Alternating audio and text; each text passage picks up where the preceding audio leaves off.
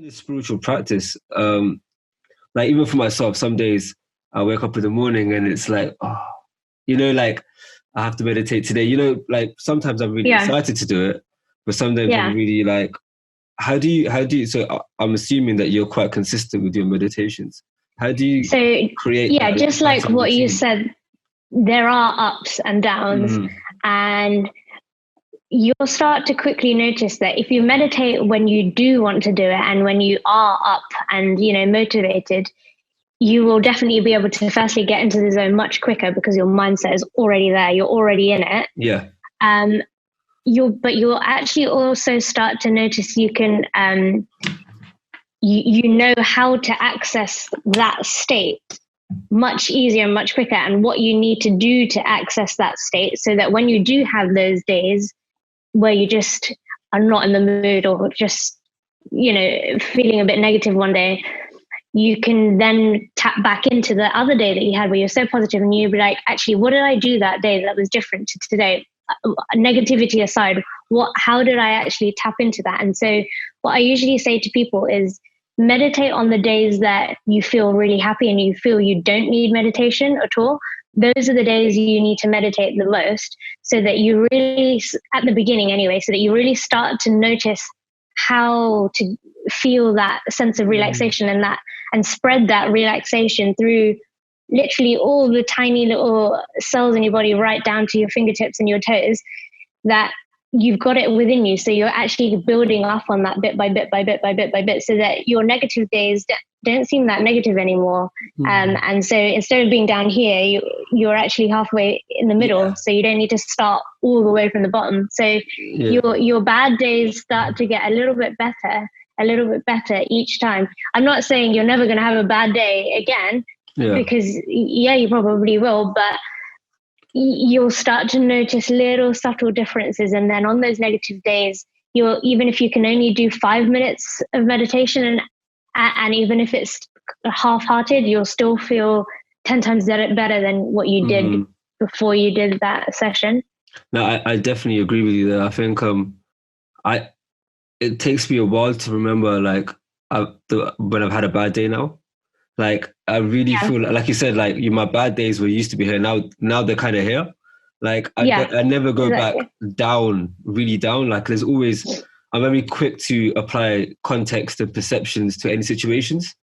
Like, if something bad happens before, I'd crush myself, or I'd feel really terrible. Yeah. But now I'm very quick to be like, okay, cool. It's okay. Life moves on. Yeah. Like, and I think that's because of my practices but I think a lot of it to do is with knowledge as well. So when I was in India last year, I was speaking to somebody about meditation, and she said to me that be careful that when you're speaking about meditation, be careful because it's kind of becoming a fad. And remember that the knowledge is as important as the practice. So as you said about reading all these books and stuff like that, like that deepens your knowledge, breaks your concepts, and then the meditation can strengthen your mind. So I think they kind of go hand in hand. Like, would you agree? Definitely. And the knowledge is important because meditation isn't all rosy. So you can actually enter, to know how to actually handle that. So sorry, I think you Priya, I think you broke up a little bit. Could you just start that again? Yeah. So I was just saying that with meditation, you can actually sometimes enter into a really scary place sometimes as well. And without having the knowledge of how to get out of that situation, quite scary. So what I mean by that is, for example, if somebody has had some trauma in their past and they want to use meditation to allow themselves to get over this trauma, what will often happen in meditation is this trauma will be brought to the surface for you to deal with. And some people like have to almost relive whatever it was in order to then get it out, breathe through it, resolve that, come to terms with it in their mind, and then move past it. And those types of situations, if you don't have the knowledge, then you are going to be in quite a scary situation. So it is good to have a guide or a teacher there to get you through it sometimes. But of course, you can do meditation practice at home as well, and keep it light and keep it for your day-to-day practice and keep it for clarity and reducing anxiety and reducing stress. But I would personally advise that if you did want to dive deeper and have it for resolving certain traumas or issues, probably get a guide or do some research into it before you go down that avenue. I think that's a very important point, because living in the West now and having just been around in the Eastern world for like a year now, you do see things about meditation which are misconceptions, like the idea that it's going to solve all problems, it's going to bring about world peace.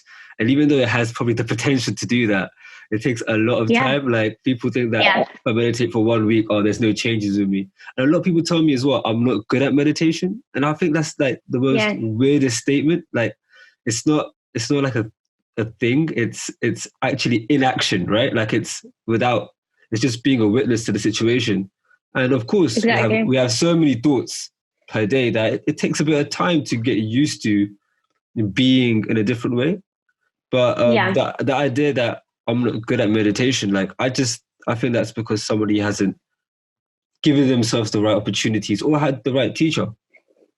I think just like you said, there's a lot of misconceptions. So people think that they have to try and train their minds into doing some really like supersonic task to meditate, when actually all you need to do is just be present and be aware. And if a thought does arise, watch the thought and let it pass. And then you're back to focusing on whatever you're focusing on, whether it's your breathing or whether it's your yoga or whether it's whatever it is.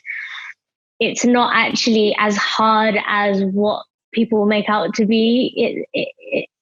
I think, it's been sort of overcomplicated in the Western world. And I think it's like, I've seen people now in quarantine cooking quite a lot, right?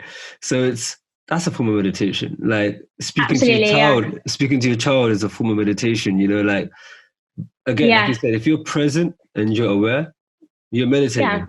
And it could be in any task, but to have that level of consistency, you need to have these moments when you meditate specifically, when you actually sit down and you're in silence. Those will help you be meditative in other activities. Would you agree with that? Exactly. Yeah. So a lot of my meditation actually is when I'm running. So obviously when you're running, your heart is racing. There's more blood pumping around your system. There's obviously more blood pumping around your brain as well. And it's a really good time to meditate and literally just focus on your right foot, your left foot, your right foot, your left foot, your right foot, your left foot, just for as long as you possibly can. And it's a really good way to meditate actually. And so it's not just simply about sitting down cross-legged with your back straight and focusing on your breathing, which is important, and it does set you up for the day, or allow you to get rid of your whatever happened in your day, or just settle before you get to bed. But there's so many different forms of meditation, like yoga of course is the most popular, cooking just like what you've just said, and running, so many different types, the ways that you can meditate, and this is something that I can offer as well in my sessions. So meditation to increase specifically productivity or creativity, to reduce stress, to reduce anxiety. And some people don't want to sit and meditate. They do want to do the movement meditation. So like Kundalini meditation involves movement and energy. So it's open to everyone. You'll be able to find something there that you resonate with if you just do a little bit of research or speak to someone, and they'll be able to guide you. I think that's very interesting, because it's like when people tell me they don't like reading, I always tell them it's because you haven't found the right book. And just likewise, like if you say you don't like meditating, it's probably because you haven't found the right practice for you. Like there are multitudes of different types of practices just to remain present and to remain calm. And it is for everyone. Like I it's not like ice cream or this where you have different kind of tastes. In my opinion, meditation is for anybody who has consciousness within them. So that's every single person. And I think what you said about creativity as well, like when I find out when I'm writing that I have no thoughts, and it feels like a complete flow of ideas straight from my hand straight into the screen or to where I'm typing. And I've heard a lot of people speak about this. Even Chris Martin, like from Coldplay, he said that he doesn't know where songs come from. They just come through him. And I think again, that's another form of meditation of just quietening your mind to allow this other energy, whatever you want to call it, come through you. Yeah.